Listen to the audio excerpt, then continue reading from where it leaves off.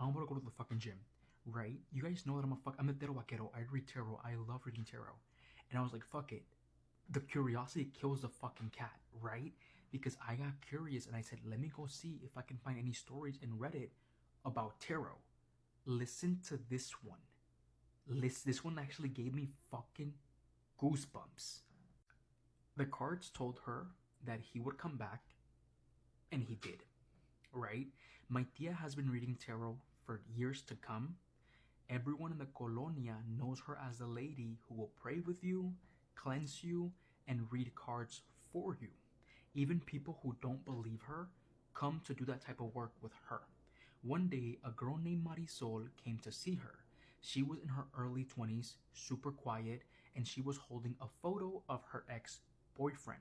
She looked exhausted, como que el corazón completamente roto, like her heart was completely broken.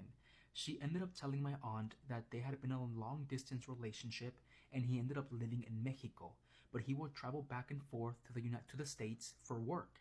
They had been together for almost 3 years. She said she hadn't heard from him in weeks, and she could not contact him, right?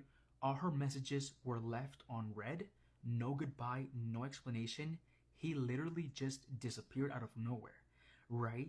She asked my tia, I want to know if he's gonna come back, right? My tia ends up pulling a few cards. She gets the Lover's Reverse, the Devil, and the Death, right? My tia stared at the spread and then looked at her and slowly said, he's gonna come back, but he's not gonna come back like your man. Él no va a regresar como tu hombre, right? Marisol didn't really understand. She thought that maybe he would come back with change, like he would definitely be remorseful of completely like ghosting her, right? But whatever, she ended up waiting. She started to light up candles to manifest him back. She started praying for him to come back, and she would even leave him food outside just in case he would show back up. And he would show back up. Anyways, months passed, still nothing.